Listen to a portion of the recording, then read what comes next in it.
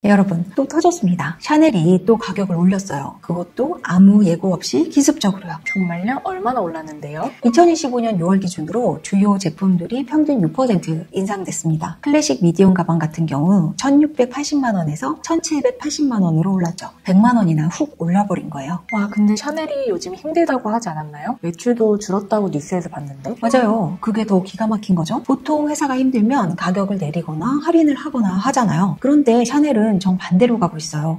오히려 더 비싸게 팔겠다는 거죠. 그럼 완전 이상하네요. 손님들 반응은 어때요? SNS는 지금 난리예요. 또 올렸네. 이제 진짜 안 산다. 샤넬 미쳤냐? 뭐 이런 댓글들이 폭발하고 있죠. 그런데 재밌는 건 욕하면서도 결국 또 사는 사람들이 있다는 거예요. 그러니까 샤넬이 왜 이러는 거예요? 망해가니까 마지막으로 더 벌어보자는 건가요? 그게 아니에요. 사실 이 가격 인상 뒤에는 샤넬의 엄청난 야망이 숨어 있어요. 최근 5년간 샤넬은 거의 매년 가격을 올렸는데 일부 제품은 3배 이상 올렸거든요. 이게 단순한 물가 상승 때문일까요?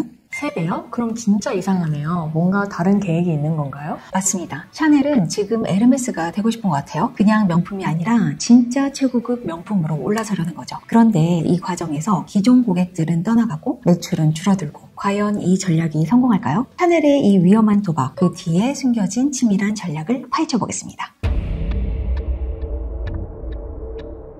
자, 그럼 샤넬이 왜 이런 모험을 하게 됐는지부터 알아보죠. 사실 샤넬도 요즘 많이 힘들어요. 아, 그래요? 얼마나 힘든데요? 2024년 샤넬 실적을 보면 충격적이죠. 매출이 전년 대비 4.3% 하락했고 영업이익은 무려 30%나 떨어졌거든요. 특히 아시아 시장, 그중에서도 중국과 한국에서 타격이 컸어요. 30%요? 그럼 진짜 많이 안 팔렸네요. 그렇죠. 더 충격적인 건 한국에서만 34%나 매출이 떨어졌다는 거예요. 그런데 샤넬만 그런 게 아니라 구찌는 더 심각해서 40% 이상 떨어졌고 버버리는 아예 주가가 70%나 폭락했죠. 명품 시장 전체가 지금 빙하기예요.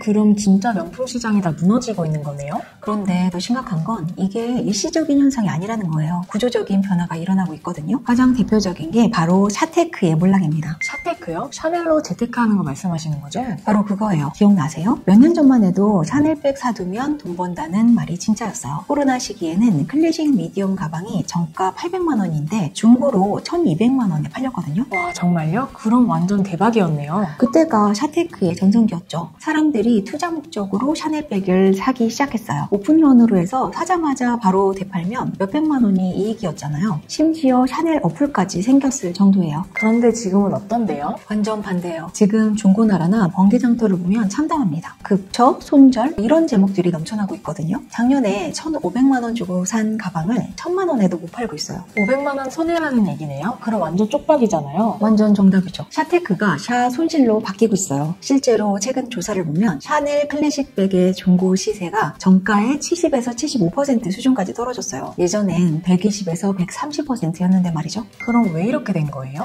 가장 큰 이유는 MZ세대가 완전히 등을 돌렸기 때문이에요. 과거에 샤넬 오픈런의 주역이었던 20, 30대 직장인들이 더 이상 줄을 서지 않고 있어요. 그럼 이제 명품은 정말 끝인가요? 그게 아니에요. 신기한 건 이런 현상에도 오히려 실적이 오른 브랜드가 있어요. 바로 에르메스죠. 다른 브랜드들이 다 고전할 때 에르메스만 홀로 성장했거든요. 에르메스요? 그럼 에르메스는 뭔가 다른 게 있나 보네요. 정확해요. 그래서 샤넬이 지금 에르메스를 따라하려는 거예요. 에르메스의 성공 비결을 보면 샤넬의 가격 인상 전략이 왜 나온 건지 이해할 수 있거든요. 그런데 정말 이상한 게 있어요. 샤넬이 매출도 줄고 영업이익도 줄었다고 했잖아요. 그런데 투자는 오히려 늘었어요. 근데 그게 무슨 말이에요? 회사가 힘들면 돈을 아껴야 하는 거 아닌가요? 상식적으로는 그래야 맞죠? 그런데 샤넬은 정반대로 하고 있어요. 2024년 투자 규모가 무려 43% 증가한 17억 6억 달러. 우리 돈으로 약 2조 5천억 원을 쏟아붓고 있거든요. 2조 5천억 원이요? 매출이 줄었는데 그 돈을 어디서 썼다는 거예요? 여기가 진짜 반전 포인트예요. 보통 투자라고 하면 더 많이 팔기 위한 투자를 하잖아요. 공장을 늘리거나 매장을 늘리고 광고를 늘리고. 그런데 샤넬은 완전히 반대로 가고 있어요. 어떻게요? 샤넬이 투자한 분야를 보면 공급망 내재화, 글로벌 매장 리뉴얼, 그리고 VIP 고객 응대 시스템 강화예요. 쉽게 말해서 더 적게 팔되 더 특별하게 팔겠다는 거죠. 아, 그럼 고급화 전략인 거네요? 정확해요. 가장 대표적인 사례가 파리 깡봉 31번지 본점이에요. 샤넬의 성지 같은 곳인데 여기에 VIP 전용 사롱을 새로 만들었거든요. 2024년만 해도 이 리뉴얼에 1억 달러 넘게 투자했어요. VIP 살롱이요? 그럼 기존 매장과 뭐가 다른가요? 아예 차원이 다르죠. 일반인 출입금 안전금지 구역 같은 거예요. 상시 예약제로만 운영되는데요. 들어가면 전담 직원이 1대1로 응대하고 원하는 제품을 미리 준비해서 마치 개인 쇼룸처럼 꾸며놓죠. 와, 그럼 완전 프라이빗 서비스네요? 맞아요. 심지어 샴페인이나 차도 서빙해주고 고객이 원하면 디자이너와 직접 만날 수도 있어요. 그런데 여기서 핵심은 이 VIP 살롱에 들어갈 수 있는 사람이 정해져 있다는 거예요. 어떤 기준이 있나요? 구체적으로 기준을 공개하진 않았는데요. 연간 구매 금액이 최소 5천만 원 이상이어야 하고 몇 년간의 구매 이력이 있어야 한대요. 돈만 있다고 들어갈 수 있는 게 아니라 샤넬과 관계가 있어야 하는 거죠. 그럼 신규 고객은 아예 불가능한 건가요? 거의 불가능하죠. 이게 바로 샤넬이 전하고 싶은 메시지예요. 우리는 가방을 파는 게 아니라 경험을 판다. 그리고 그 경험은 선택된 고객만 누릴 수 있다는 거죠. 그럼 다른 명품 브랜드들도 비슷하게 하나요? 이게 재미있는 부분인데요. 샤넬과 비교해볼 만한 브랜드가 LVMH 그룹이잖아요. 이들은 완전히 다른 전략을 쓰고 있어요. LVMH는 어떻게 하는데요? LVMH는 외연적인 확장 전략을 취하고 있어요. 루이비통, 디올뿐만 아니라 면세점, DFS, 호텔, 쉐발블랑, 심지어 와이너리와 리조트까지 운영하거든요. 명품을 접할 수 있는 접점을 최대한 늘리는 거죠. 아, 그럼 LVMH는 더 많은 사람들이 접할 수 있게 하는 거고 샤넬은 반대로 더 적은 사람들만 접할 수 있게 하는 거네요. 정확해요.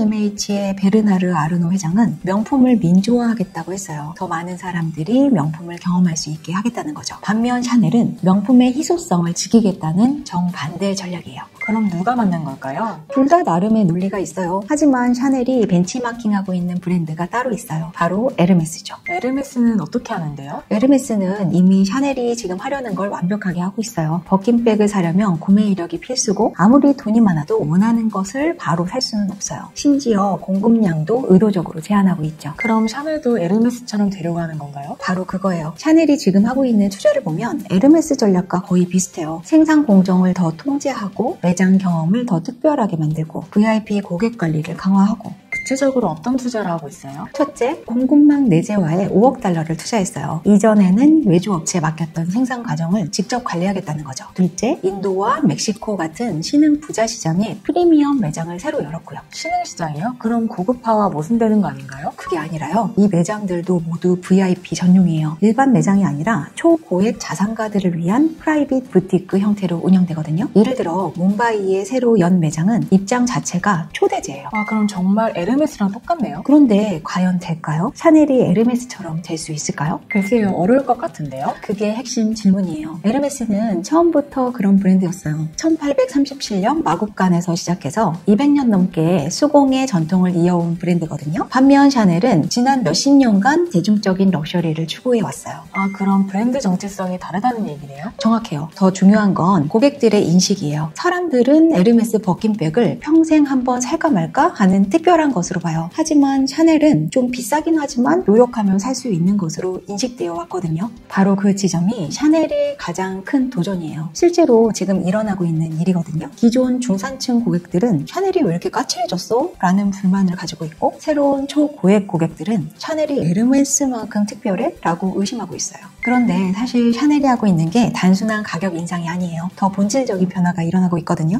어떤 변화요? 과거의 샤넬을 생각해보세요. 누구에게나 열려 있었잖아요. 백화점 가서 줄만 서면 살 수 있었고 돈만 있으면 누구든지 고객이 될 수 있었어요. 맞아요. 그래서 오픈룸도 하고 샤프구도 생겼던 거죠. 그런데 이제 완전히 달라졌어요. 샤넬이 접근 자체를 어렵게 만들고 있거든요. 가격을 올리는 것보다 더 강력한 방법으로요. 어떻게요? 최근에 샤넬 매장에서 완전 판을 뒤엎는 변화가 일어나고 있어요. 인기 제품에 대해서 제품은 입고됐지만 지금 판매는 어렵습니다. 우선순위 고객부터 연락을 드리고 있습니다. 라는 응대를 듣는 경우가 늘어나고 있다고 해요. 그럼 돈이 있어도 못 사는 건가요? 샤넬이 공식적으로 VIP 등급제를 운영한다고 밝히지는 않았어요. 하지만 구매 이력이나 고객 관리 시스템을 통해서 우선 응대 순서를 정하는 관행은 분명히 존재하는 것 같아요. 그럼 명확한 규칙은 없지만 느껴지는 기준은 있다는 얘기네요? 정확해요. 과거에는 고객이 브랜드를 선택했다면 이제는 브랜드가 고객을 선택하는 시대로 바뀐 거예요. 샤넬이 우리 브랜드에 맞는 고객이 누구인지 골라내기 시작한 거죠. 그럼 이런 방식이 어디서 나온 건가요? 바로 에르메스에서 가져온 거예요. 에르메스의 시스템을 보면 구매 이력 쌓기, 대기 명단 등록, 매장 상담, 그 다음에 구매 가능 뭐 이런 단계를 거쳐야 해요. 아, 그 유명한 에르메스 대기 명단 시스템이요? 맞아요. 낀백 하나 사려면 담당 셀러가 불러주기를 기다려야 하잖아요. 그런데 샤넬도 이제 비슷한 구조를 만들어가고 있어요. 제품 정보 비공개, 리미티드 제품 증가, 그리고 VIP 우선 안내. 그럼 샤넬도 이제 에르메스처럼 기다려야 하는 건가요? 아직 그 정도는 아니지만 방향성은 똑같아요. 에르메스가 사려면 자격이 필요하다라면 샤넬은 자격 있는 사람이 우선이다 라는 메시지를 은근히 전하고 있는 거예요. 근데 고객들 반응은 어때요? 완전히 갈렸어요. 기존 고객들은 샤넬이 갑자기 왜 이래? 라고 당황하고 있고 일부는 아예 다른 브랜드로 떠났어요. 특히 MZ세대들의 이탈이 심하고요. 그럼 손해 아닌가요? 단기적으로는 그럴 수 있죠. 하지만 샤넬이 노리는 건 다른 계층의 고객이에요. 정말 돈이 많은 사람들, 그러니까 특별 대우를 받고 싶어하는 사람들 말이죠. 오히려 어렵게 구할수록 더 갖고 싶어하는 심리를 노린 거네요. 정확해요. 실제로 일부 VIP 고객들의 반응을 보면 이제 샤넬이 진짜 특별해졌다라는 평가가 나오고 있어요. 누구나 살 수 있었던 브랜드에서 선택받은 사람이 우선인 브랜드로 바뀌니까 오히려 만족도가 높아진 거죠. 그럼 이 전략이 성공하고 있는 건가요? 아직 초기 단계지만 몇 가지 긍정적인 신호가 있어요. 첫째, 중고시장에서 샤넬 제품의 가격 하락폭이 다른 브랜드보다 적어요. 둘째, VIP 고객들의 재구매율이 올라갔고요. 그럼 샤테크가 다시 살아나는 건가요? 완전히 살아난 건 아니지만 적어도 바닥은 찍은 것 같아요. 무엇보다 중요한 건 샤넬이 투기 대상에서 소장 대상으로 인식이 바뀌고 있다는 거예요. 어떤 차이가 있나요? 투기 대상일 때는 사서 되팔이 목적이었다면 소장 대상은 갖고 있는 것 자체가 목적이에요. 후자가 브랜드 입장에서는 훨씬 건강한 고객이죠. 명품 전체 매출이 둔화됐고 MZ세대는 이탈했고 오픈런도 사라졌잖아요. 그런데 일부 브랜드들은 이런 위기 속에서 자신만의 색깔을 더 강하게 드러내고 있어요. 예를 들면 어떤 브랜드들이요? 대표적인 예가 에르메스죠. 그리고 브루넬로 쿠치넬리 같은 브랜드들도 있고요. 이들의 공통점이 뭔지 아세요?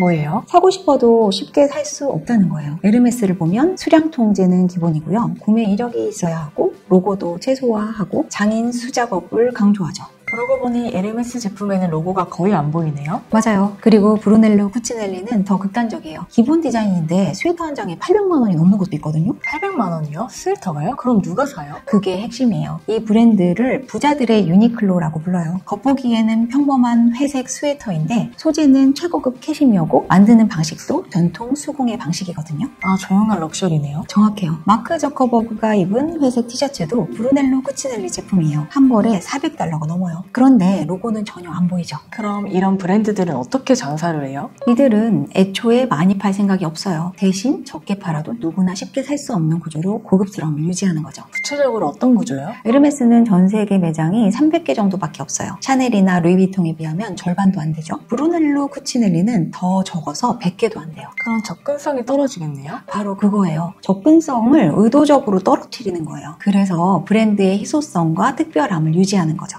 그럼 샤넬도 그런 방향으로 가고 있는 건가요? 맞아요. 샤넬이 지금 하고 있는 건 이런 브랜드들을 카피하는 게 아니라 그 리그에 진입하려는 거예요. 어떤 차이가 있어요? 카피는 겉모습만 따라하려는 거고 진입은 시스템 자체를 바꾸려는 거예요. 샤넬이 VIP 응대를 강화하고 리미티드 제품을 늘리고 희소성 마케팅을 하는 것도 다 이 때문이에요. 그럼 가격 인상도 그런 전략의 일부인 거네요? 정확해요. 가격 인상이 단순히 수익을 늘리려는 것이 아니라 고객을 필터링하는 장치로 사용되고 있는 거죠. 브랜드를 더 좁고 강하게 만드는 전략이에요. 그럼 수요가 줄어드는 건 오히려 좋은 거예요? 샤넬은 이제 수요가 줄어드는 걸 두려워하지 않아요. 오히려 줄어든 수요 속에서 브랜드의 무게를 키우려고 하는 중이죠. 브랜드의 무게요? 브랜드가 가진 상징성과 특별함을 말하는 거예요. 많은 사람이 가지면 특별하지 않잖아요. 반대로 소수만 가질 수 있다면 더 특별해지고요. 그런데 사실 이런 변화가 일어나는 가장 큰 이유는 소비자들이 먼저 바뀌었기 때문이에요. 소비자들이요? 어떻게 바뀌었는데요? 특히 MZ세대가 180도로 바뀌었죠. 예전에는 명품하면 로고 크기가 중요했잖아요. 로고가 클수록 비싸 보이고 그게 사회적인 신분을 나타내는 거였고요. 맞아요. 로고가 잘 보여야 명품 같았죠. 그런데 지금 MZ는 정반대예요. 로고가 크면 부담스럽다? 오히려 없어야 고급스럽다는 인식으로 바뀌었어요. 정말요? 그럼 명품을 왜 사는 거예요? 명품 소비 자체가 남 보이기에서 나 만족하기로 진화한 거죠. 남들이 알아봐 주길 바라는 게 아니라 내가 좋아서 사는 거예요.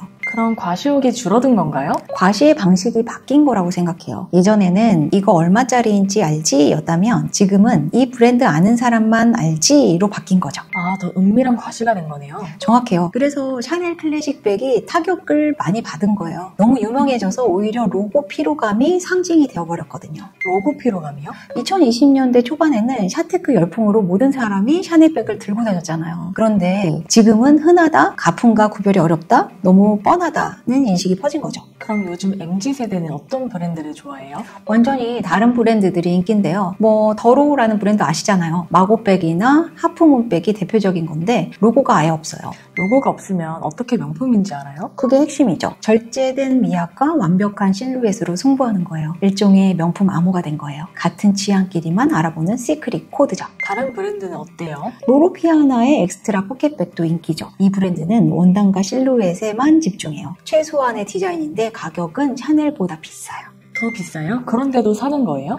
그리고 델보나 모이나 같은 브랜드도 인기예요. 이런 브랜드들은 나만 아는 유럽 전통 럭셔리 브랜드라는 매력이 있죠. 다 로고가 없네요. 맞아요. 요즘 명품은 조용하게 아주 비싸게 존재한다는 거예요. 로고도 어필하는 게 아니라 브랜드 철학과 품질로 승부하는 거죠. 그럼 샤넬은 뒤처진 건가요? 그래서 샤넬이 지금 변화하고 있는 거예요. 로고 명품에서 자격 명품으로 전환하는 거죠. 자격 명품이요? 정보를 제한하고 프라이빗 응대를 강화하고 리미티드 전략으로 체질을 바꾸고 있어요. 샤넬이 소비자 트렌드를 정확하게 읽고 반응하는 거죠. 그럼 성공할 수 있을까요? 핵심은 진정성이죠. 더로우나 로로피아나는 처음부터 그런 브랜드였어요. 하지만 샤넬은 수십 년간 로고를 앞세운 브랜드였잖아요. 그럼 어려울 수도 있겠네요. 맞아요. 하지만 샤넬에게는 한 가지 장점이 있어요. 코코 샤넬의 철학 자체가 보여주지 않아도 우아한 여성이었거든요. 아, 그럼 원점 회귀인 건가요? 그렇게 볼 수도 있어요. 샤넬은 이제 더 이상 보이기 위해 존재하지 않으려고 해요. 보여주지 않아도 괜찮은 사람을 위한 브랜드가 되려는 중이죠. 결국 샤넬이 바꾸려는 건 가격이 아니라 브랜드 포지션이에요. 브랜드 포지션이요? 모두가 아는 브랜드에서 선택된 사람만 어울리는 브랜드로 재정의하려는 거죠. 그럼 성공할까요? 그런데 소비자들도 가만히 있지 않잖아요. 명품이라면 우리도 질문할 수 있거든요. 정말 샤넬백이 이 정도 값어치가 있나? 라고 말이에요.